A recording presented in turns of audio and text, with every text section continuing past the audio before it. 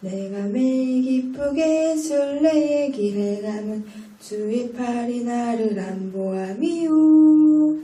내가 주의 큰 복을 받는 참된 비결은 주의 영이 함께함이라. 성령이 계시네, 할렐루야 함께하시네. 좁은 길을 걸으며 만나 기뻐하는 것 주의 영이 함께함이라. 전에 죄에 빠져서 평안함이 없을 때 예수 십자가의 공로 힘입어 그 발 아래 엎드려 참된 평화 얻음은 주의 영이 함께함이라. 성령이 계시네, 할렐루야 함께하시네. 좁은 길을 걸으며 만나 기뻐하는 것 주의 영이 함께함이라. 나와 동행하시고 모든 염려하시니 나는 숲의 새와 같이 기쁘다. 내가 기쁜 마음으로 주의 뜻을 행함은 주의 영이 함께함이라. 성령이 계시네, 할렐루야 함께하시네. 좁은 길을 걸으며 만나 기뻐하는 것 주의 영이 함께함이라. 세상 모든 욕망과 나의 모든 정욕은 십자가에 이미 못을 박았네. 어두운 밤이 지나고 무거운 짐 벗으니 주의 영이 함께함이라. 성령이 계시네, 할렐루야 함께하시네. 좁은 길을 걸으며 만나 기뻐하는 것 주의 영이 함께함이라. 아멘.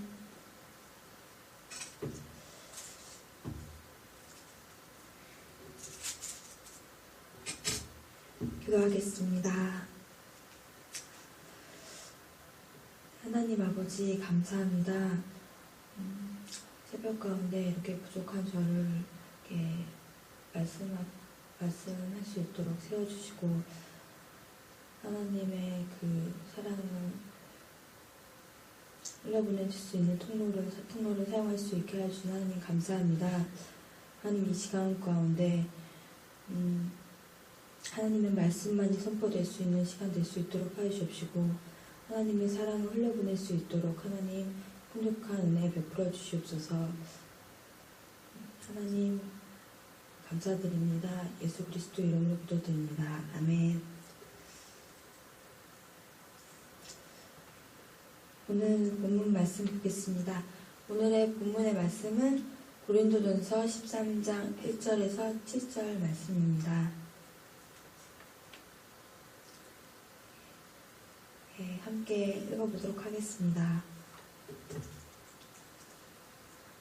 내가 사람의 방언과 천사의 말을 할지라도 사랑이 없으면 소리나는 구리와 울리는 꽹과리가 되고 내가 예언하는 능력이 있어 모든 비밀과 모든 지식을 알고 또 산을 옮길 만한 모든 믿음이 있을지라도 사랑이 없으면 내가 아무것도 아니요 내가 내게 있는 모든 것으로 부지하고 또 내 몸을 불사르게 내줄지라도 사랑이 없으면 내게 아무 유익이 없느니라.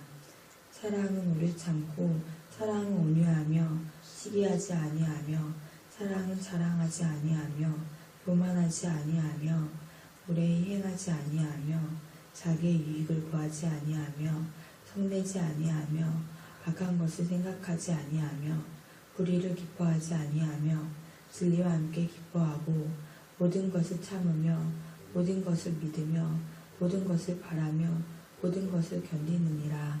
아멘.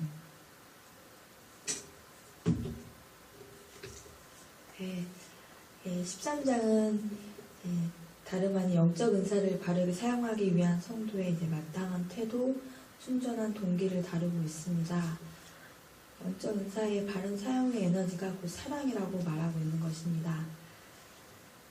그리스도의 참된 영적 생활이 성령의 은사에 의해서 지배되어서는 안 되고 오히려 성령의 열매에 의해서 지배되어야 한다고 말하고 있습니다. 그래서 우리의 삶 자체가 사랑의 지배 아래 있어야 한다고 말하고 있는 것입니다.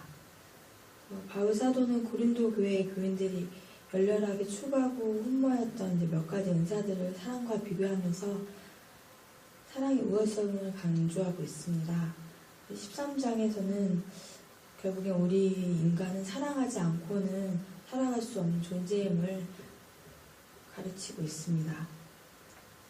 1절을 보시면 천사의 말을 할지라도 사랑이 없으면 아무것도 아닙니다라고 말하고 있습니다.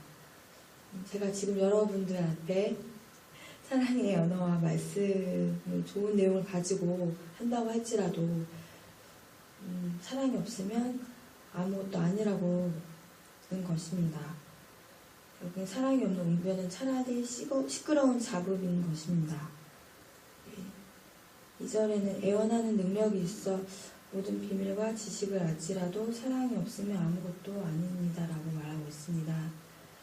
고린도전서 14장 1절에 보면 예언은 바울 사도가 고린도 교회 교인들에게 그들이 추구해야 할 가장 좋은 은사라고 강조하고 있습니다. 신령한 것을 사모하되 특별히 예언을 하려고 하라. 성경은 말하기를 사랑이 없으면 예언과 예언자의 모든 지식이 다 아무것도 아니라고 말하고 있습니다. 사랑이 없는 예언자 예를 들어본다면 발람 선지자가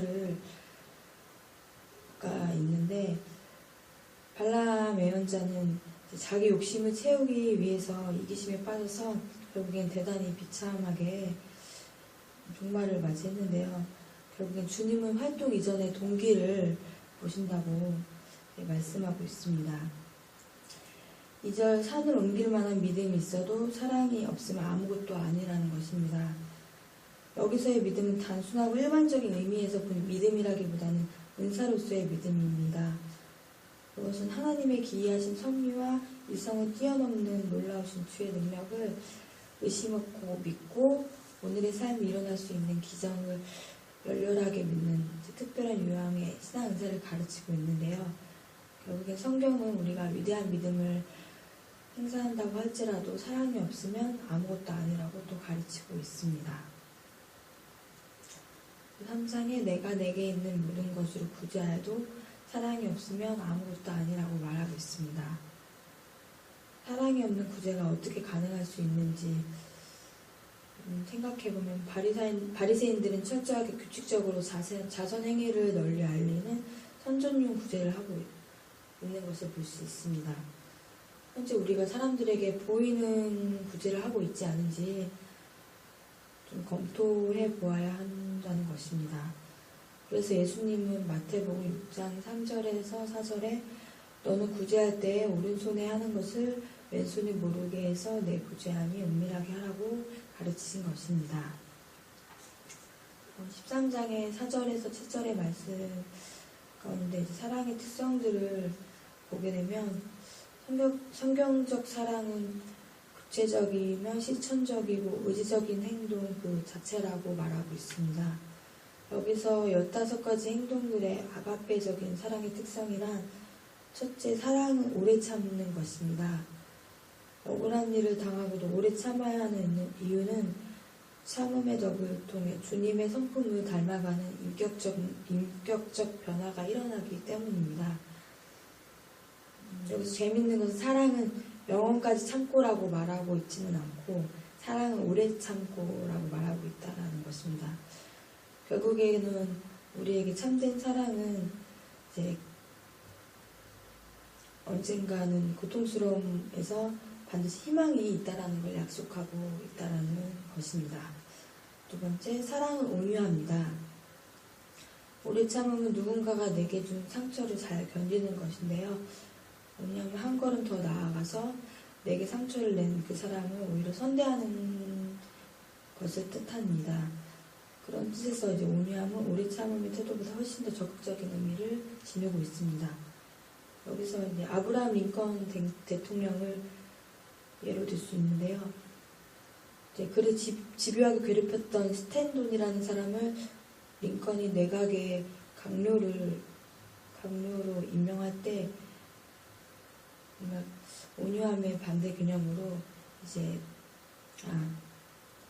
링컨이 적극적으로 온유했던 표본을 볼 수 있습니다. 온유함의 반대 개념은 복수 혹은 원망이라고 할 수 있는데, 참으로 사랑하는 사람은 하나님의 최후의 심판자이심을 믿고 이제 모든 것을 주께 맡기고 상처를 입힌 적에게까지도 죽게 하듯 하는 것이라고 말하고 있습니다. 셋째, 사랑은 투기하는 자가 되지 않게 합니다. 투기는 부패한 인간성의 본능에 뿌리박고 있는 치사한 질병인데, 투기는 타인들의 성공이나 부유함, 명예 회복을 보고 마음이 상해서 분노가 그 속에 끓어오르는 것을 의미합니다. 투기는 처음에는 남이 가진 것을 나도 가졌으면 하는 평범한 시세움으로 시작하는데, 나중에 가서는 이 투기는 상대방이 안 가졌으면 하는 마음으로 발전하게 된다고 합니다. 투기의 영성을 극복한 사람을 보게 되면 요나단입니다. 요나단은 왕자인데 얼마 안 있으면 왕위에 오를 사람인데, 보잘것없는 서민 출신인 다윗이 경쟁자로 등장하게 됩니다. 그런데 요나단은 일체 다윗을 향한 일체 투기가 없었습니다. 사무엘상 20장 17절에 보면 요나단이 자기 생명을 사랑함 같이 다윗을 사랑함이었더라. 진정한 사랑은 투기하지 않는 것입니다. 대체로 사랑은 자랑하지 않습니다. 투기의 초점이 상대방에 있다면 자랑의 초점은 자신에게 있다고 합니다. 투기는 타인의 업적을 물어돌리고 자랑은 자기의 업적을 극대화시킨다고 합니다. 참된 사랑은 자기를 자랑하지 않습니다. 자기 자랑을 극복하는 비결은 대가 앞에 서는 것인데요. 이제 자기 자랑의 망명이 이제 내 인격을 추하게 하거든 이제 전자 하나님 앞에 서시면 되실 겁니다. 다섯째로, 사랑은 교만하지 않습니다. 교만이란 자만심으로 툭 튀어나온 이제 부풀림의 상태를 의미하는데요. 자기 자랑이 지나치면 교만이 되는데, C.S. 루이스는 교만은 인간이 범할 수 있는 가장 무서운 죄라고 말하고 있습니다. 여섯째로, 사랑은 무례해하지 않습니다. 무례하다는 말은 본래 공적 상황에서 질서를 범함으로 그 사람의 태도의 아름다움이 깨어진 상태를 뜻하는데요. 결국엔 참된 사랑이 있는 곳에서는 그 무례한 태도가 극복된다고 합니다. 무질서의 극복 원인을 보면 참 사랑의 교훈을 배우지 못했기 때문이라고 합니다. 우리는 이제 그리스도인이기 때문에 이제 오히려 예의 바른 삶으로 주님의 아름다움을 나타내야 하겠습니다. 일곱째, 사랑은 자기의 유익을 구하지 않습니다. 참된 사람은 이기심의 영역을 뛰어넘어서 자기의 유익만을 구하는 자세에서 벗어나가지고 이웃의 유익을 구하는 것이야 한다고 강조하고 있습니다. 남에게 내어줄 때 우리는 내 것, 네 것이라는 소유의식을 넘어서 모든 것은 하나님의 것이라고 생각해야 한다고 말하고 있습니다. 그러므로 내게 있는 것을 이웃에게 베풀 때 하나님의 것을 하나님의 사람들을 위하여서 하나님의 사랑의 심정으로 줄 수 있어야 하는 것입니다. 여덟째, 사랑은 성내지 않습니다. 성낸다라는 말은 인간관계에서 누군가를 향해서 갑작스럽게 자기의 분노의 감정을 나타낸다는 뜻인데요. 윌리엄 바클레이는 남들이 내게 잘못할 때 이것을 반응하는 사람들 중에는 두 가지 분류가 있다고 하였습니다. 한 종류는 자기의 권리만 생각하는 사람이고, 또 한 종류는 자기의 의무만을 생각하는 사람이라고 하였습니다. 우리의 죄나 잘못과 상관없이 오해와 누명과 비난을 받을 때 우리는 십자가의 길을 가시던 주님을 바라보며 나아가시면 될 것 같습니다.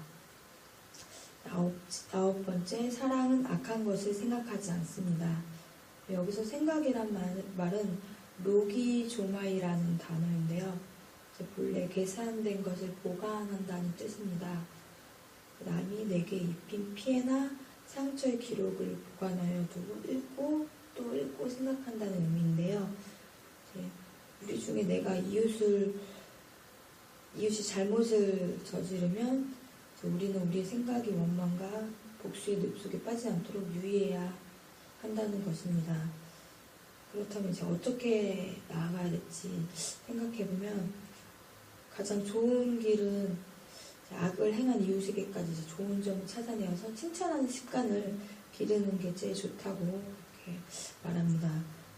누구에게든 장점이 전혀 없는 사람은 없으니까 우리가 이웃들의 장점을 찾아보면서 이제 악을 행한 이웃에게까지도 칭찬하는 습관을 기르면 좋을 것 같습니다. 우리가 이웃들을 용서하는 심정으로 소유할 수 있는 것은 이제 주님께서 나를 어떻게 용서하셨는가를 상기하면 비로소 이제 그 사람을 용서할 수 있는 마음이 생길 수 있다고 합니다. 10번째로 사랑은 불의를 기뻐하지 않습니다. 불의란 범죄의 결과인데요. 진정한 사랑은 그것이 자신의 죄든 남의 죄든 범죄의 결과를 보고 기뻐하지 말아야 한다고 합니다. 11번째로 사랑은 진리와 함께 기뻐합니다. 진리라는 마음 두 가지 측면에서 이해될 수 있는데요.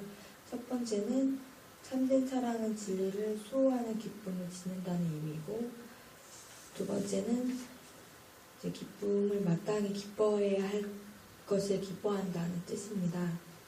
즉 이웃에게 당연히 기뻐해줘야 할 일을 보았을 때 같이 기뻐한다는 의미입니다. 12번째로 사랑은 모든 것을 참습니다. 참음은 인간관계에서 인내를 가리키는데요. 사랑은 인간관계에서 발견된 상대방의 약점이나 허물에도 불구하고 이제 그 모든 것을 덮어주고 인내하는 교제를 뜻합니다. 예를 보면 예수님의 인내가 바로 그와 같은 것이라고 말할 수 있습니다. 베드로전서 2장 24절에 그가 찐 나무에 달려 그 몸으로 우리 죄를 담당하셨으니 라고 말하고 있습니다. 13번째로 사랑은 모든 것을 믿습니다.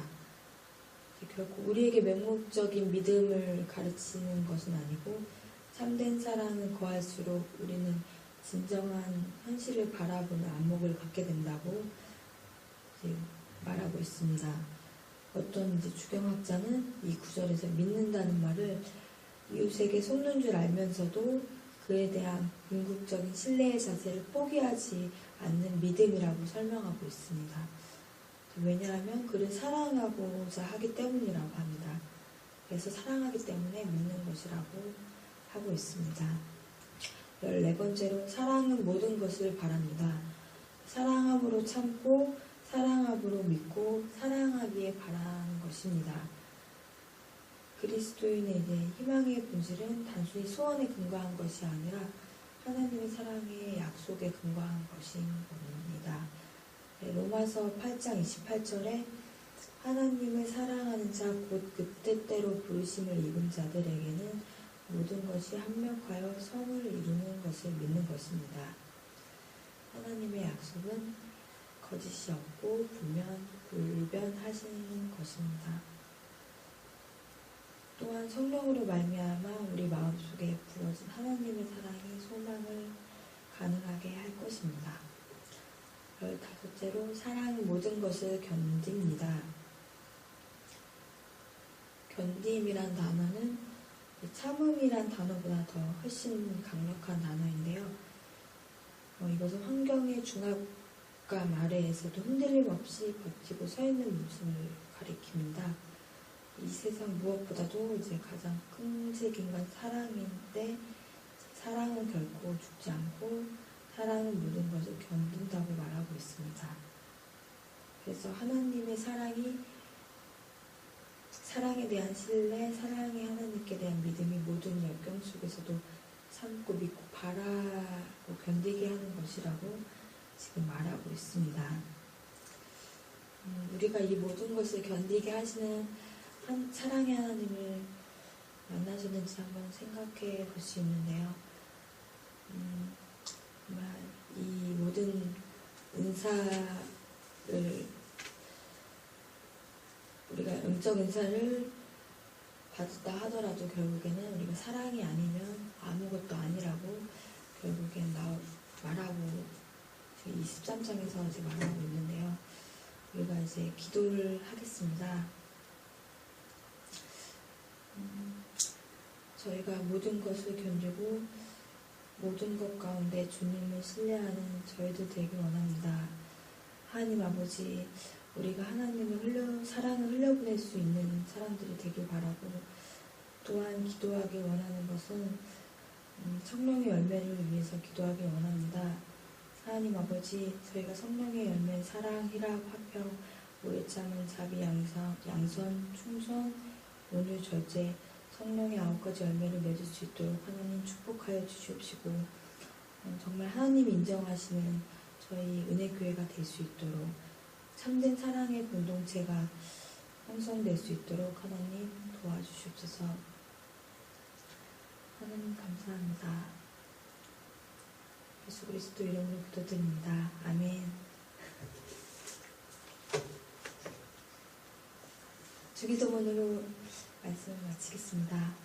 하늘에 계신 우리 아버지여, 이름이 거룩히 여김을 받으시오며 나라에 임하옵시며 뜻이 하늘에서 이루어진 것 같이 땅에서도 이루어지이다.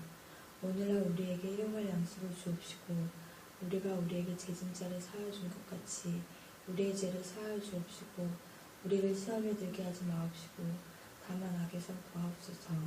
대개 나라와 권세와 영광이 아버지께 영원히 있사옵나이다. 아멘.